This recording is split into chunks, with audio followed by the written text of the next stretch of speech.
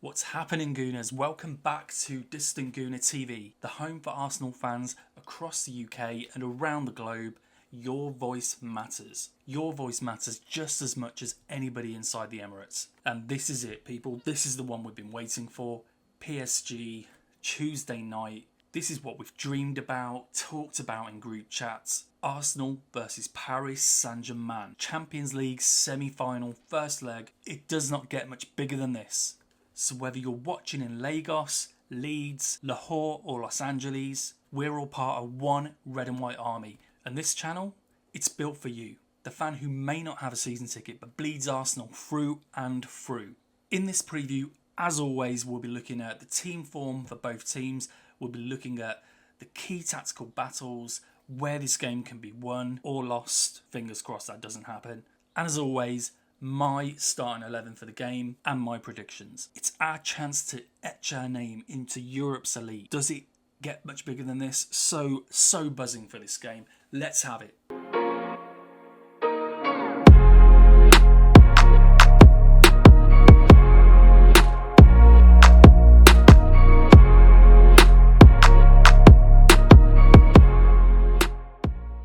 Firstly, an apology section, people. I appreciate there hasn't been much content that's come out over the last couple of weeks. Now, here where I'm based in the UK, it's been the Easter holidays. I've got a young family. I've been doing the dutiful daddy things, so forgive me for that. Obviously, during which time we played Ipswich and we beat those 4-0. And then we had one of those horrendous ball draws against Crystal Palace. A really, really piss poor performance. I mean, I could have probably put one of my match reaction videos out for the other games because it would have been exactly the fucking same, to be honest. So, yeah, I'm sorry I wasn't around, people, but back to duties now. Back at the most important time against PSG, probably our biggest game of the season. And we'll be saying this again for the second leg, and if we get through, fingers crossed, we'll definitely be saying it for the final. Right, let's get into the form guide, people.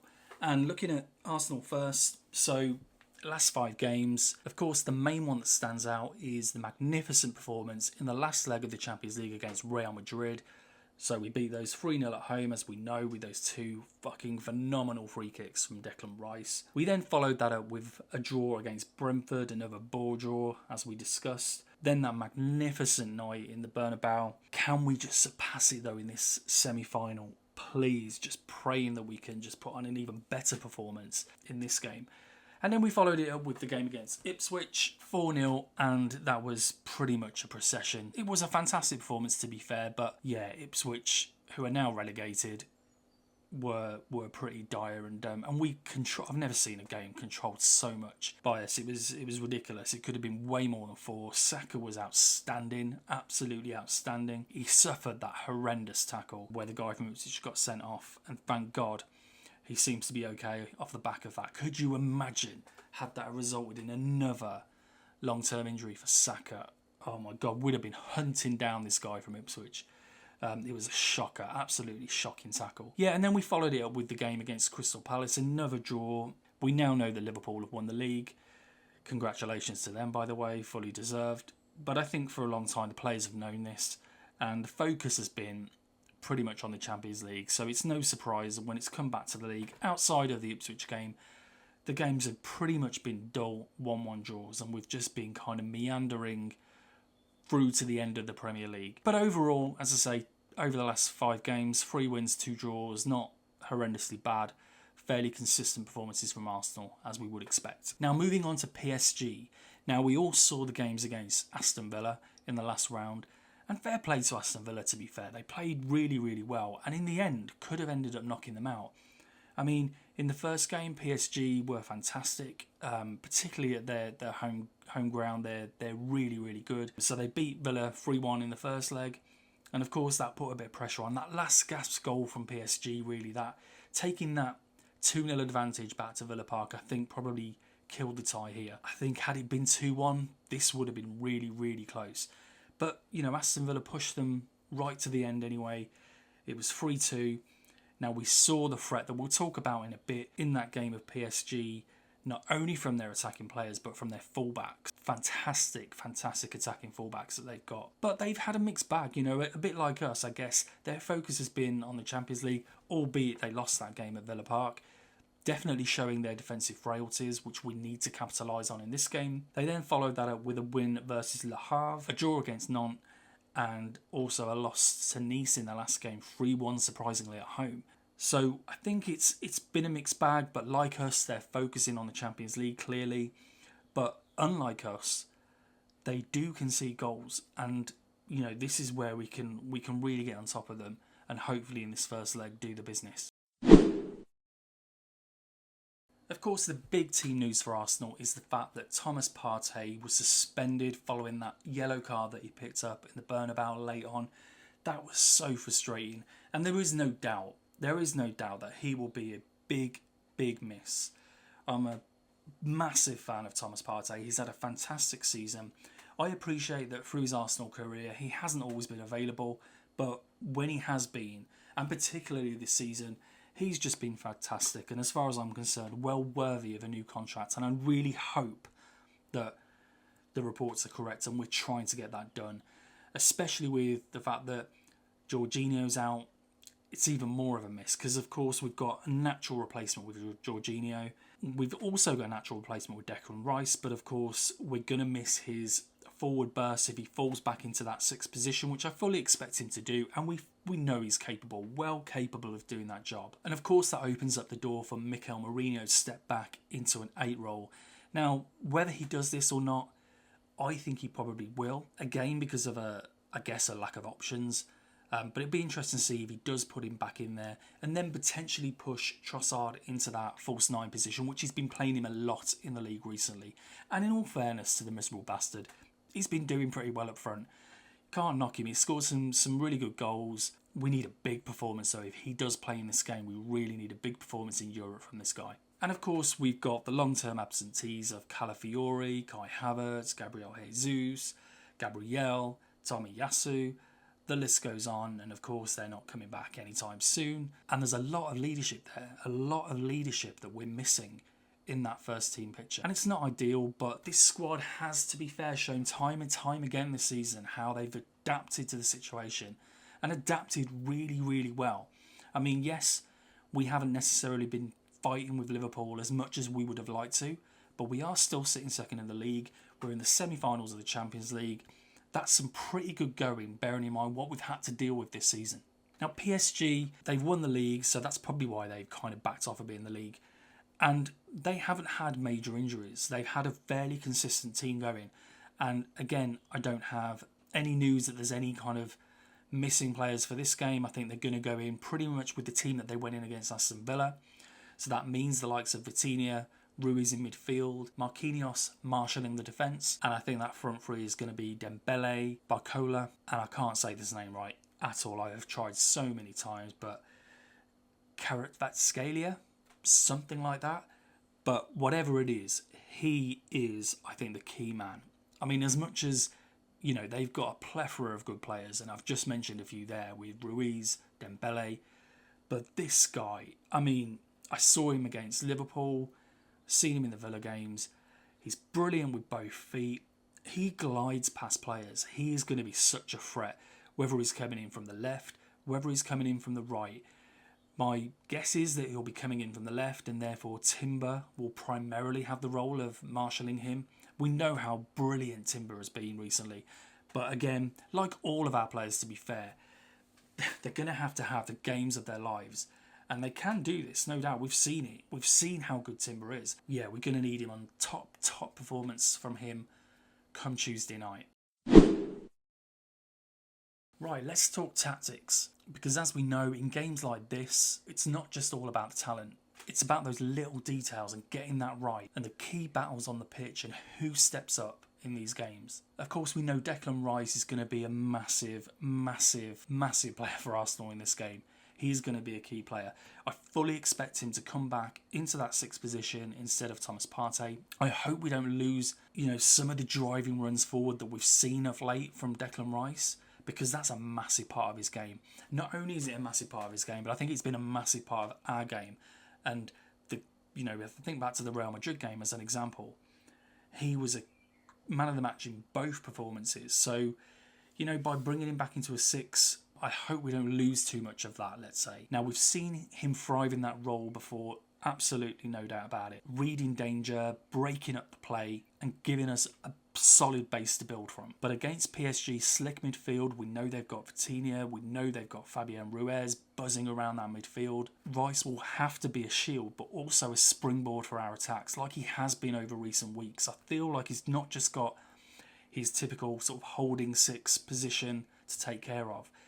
I don't think we can afford to lose the ability of his driving runs forward. So I expect him to sit deeper, dictate the tempo, plug those gaps when PSG look to transition quickly. Now the fullbacks we know will be an absolutely key area of the pitch. This is a key strength of PSG with Hakimi and Neves on the other side, and we saw it in the game against Aston Villa where they both scored. Phenomenal fullbacks, phenomenal attacking fullbacks. But this is where it's really interesting because we know that one of our strengths is defence. Timber's been outstanding all season, so he's got a job on. Over the other side, Lewis Skelly, who's been magnificent. He's got to be disciplined in this game. He's going to be tested.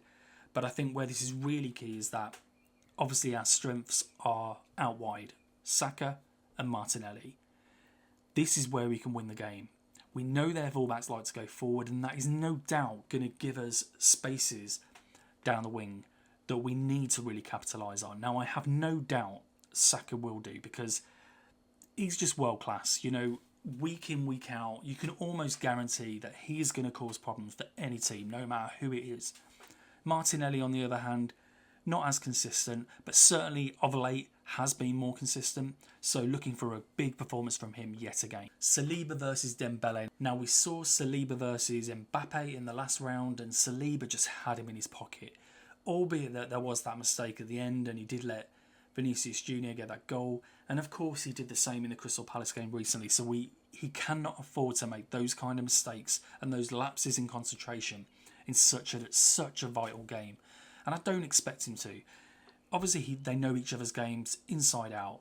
But I fully expect the Rolls Royce to come up and have a magnificent game again and control that centre defence.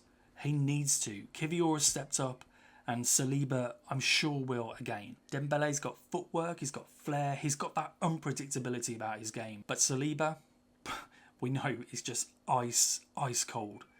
And we saw it against Real Madrid, the way that he controlled. I remember that particular incident where Mbappe had the ball, did a few step-overs. Just didn't fucking bother Saliba at all. He literally just sort of stepped inside, shielded the ball out of play, just bossed him, absolutely bossed him. And he had nothing in both of the games. So it'd be interesting to see how this one plays out, but I fully expect Saliba again to come out on top in that battle. Trossard in the middle, it's worth talking about because I think the way that it's gone recently, certainly Arteta has played him a lot, and I do feel that he'll probably pull Mourinho back into midfield, and therefore it's an opportunity for Trossard up front, which potentially might give us more of an attacking threat.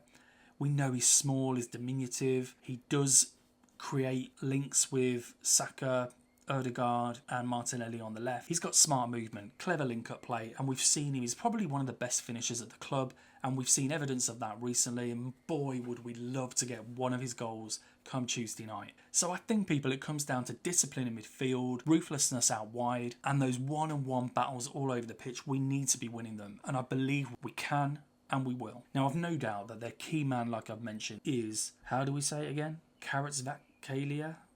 Something, you know what I mean. He's just amazing player. He's direct, he's unpredictable, he glides past players, he's brilliant 1v1, he scores goals. God, man, why couldn't we have signed a player like that? He's absolutely immense. Every game I've seen him, he's frighteningly good. So we know our defenders, they need to be right on it in this game. Who picks him up? Likely going to be Jurrien Timber, and I'm happy with that. I think, we know how strong Timber has been. He's not only strong, he's disciplined. I mean, he's great going forward as well. He's got everything. He's great going forward. But how often do you say that a defender is brilliant going forward, but they're still disciplined and they're good at defending? Not very often. And that's how you know we've got an absolutely beast on our hands in Jurrien Timber. And I'm praying that he has the game of his life come Tuesday. And the key, no doubt, will be body positioning. So positioning him to move out wide, not have him drive inside. We've seen it a number of occasions, whether it's from the left or the right. He loves to cut in. He loves to get involved in the centre all the time. So the best option, force him out wide.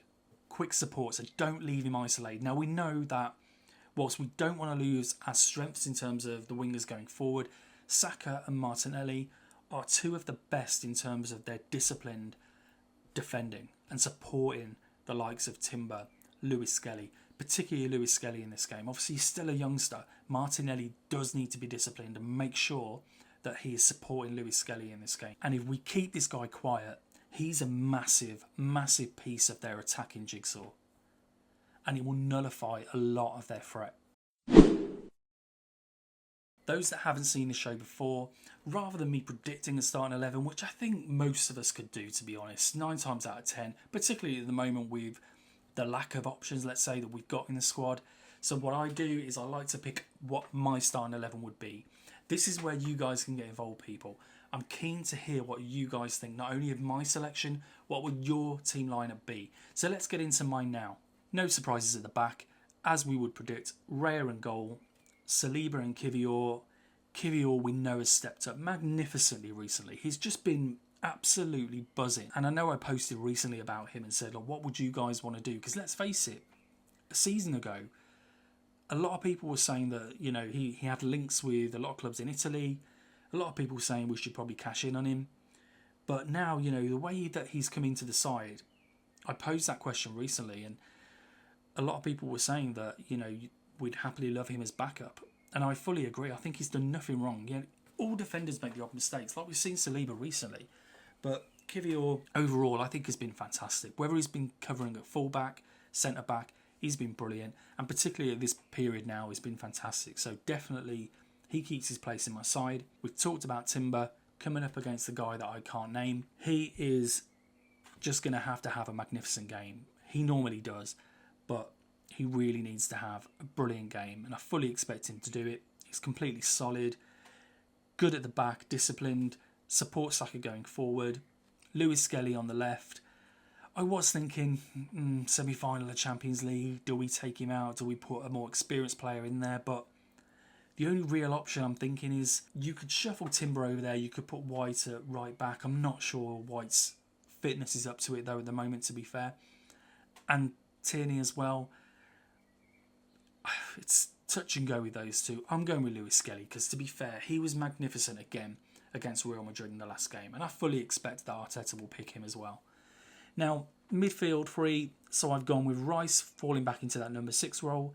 Like I said, people, I just hope we don't lose the driving runs that we've seen over the last few weeks from Declan Rice. It's just been, he has been the leader. Absolute the leader, particularly in Odegaard's absence. And when I say Odegaard's absence, he's been there on the pitch, but his ability is just fucking gone. Absolutely gone.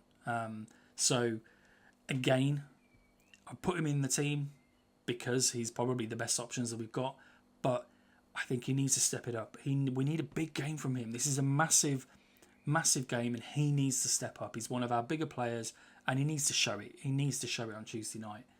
Now, this is where I've controversially gone with Nwaneri. Now, I know that this won't happen, and probably not a lot of people would pick this. My thinking here was that I don't like Nwaneri in the Saka position. I don't think that's his position. I think he's a creative midfield player in, say, an Odegaard position. Now, I'm fully believe that he could do the job at the 8 as well on that left-hand side. So I just think that we need to go and win this game, you know. Yes, we need to be fairly solid, but primarily this is about winning this game. This is at home. We need to put it on them. And also, Nwaneri is an unknown quantity, you know. They probably know what the game with Mourinho if we put him in there. I just think that would sort of shake things up a bit. And, you know, let's face it, 18 years old, playing in a game like this, I just think this could be like a turning moment and he could just shine. So I know it's out there, but I would give him the nod in that position. And for that reason, I've then gone with Mourinho up top. He's been pretty solid, obviously, recently. So I'd still have him up there, linking the play.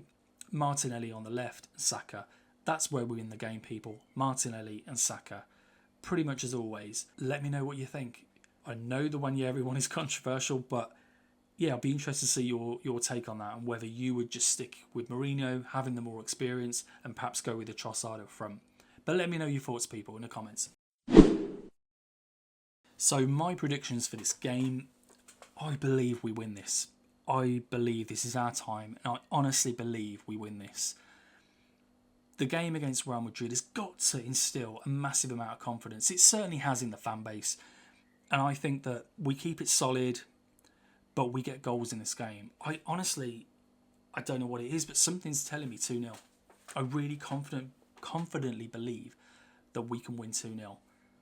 I genuinely believe we've got enough in the locker against PSG to keep it tight at the back, but punish them going forward. With the pace, with the creativity of Saka and Martinelli down the flanks, this is going to be where we win this match. It's going to be a huge night. It's going to be an absolutely massive, epic night. I can't believe they're doing that cannon thing from draping from the roof of the stadium. That's going to look amazing. You know what they do in the foreign games? Oh man, it's just going to look... The Emirates is going to be amazing come Tuesday night. I've no doubt the atmosphere, it's going to be electric. And with the home fans behind us, I really believe we can do this, people. We can absolutely do it. I believe we can absolutely do it. We can make this our night and take a 2-0 lead over to PSG. I mean, I'll take any lead, to be perfectly honest. But could you imagine if we did a Real Madrid again and won 3-0? How amazing would that be? Oh, God. Well, we need to make sure we get some free kicks. Rice needs to take them. Erdegaard can just fuck off. He ain't taking a free kick. It's down to Declan Rice to take the free kicks. Let's just... Can't wait. And that's a wrap on today's preview game, Gunners. And what a massive game it is. Absolutely buzzing to see how it unfolds. Remember, we've got you covered. Every Arsenal moment, whether you're at the match or supporting us from your couch, your view counts. And Distant Gooner TV is the place for you. Arsenal fans all over the world that come together as this community. We don't need a season ticket to have a point of view. As always, we want you to be part of the discussion, so please let me know your comments on any of the content we've talked about. Who are your key players? What would your starting 11 be? What are your concerns? Let me know your predictions as well. And as always, make sure you're smashing that like button and subscribe to the channel. I can't ask you enough. We need to grow this community, people. Please subscribe. Make sure you're hitting that bell and notifying yourself of any of the content that's coming out. Let's get talking, because every voice counts at Distant Gooner TV. Until next time, let's make history, people. Let's just nail this game and take an advantage over to PSG. Please, lads. Thanks for watching.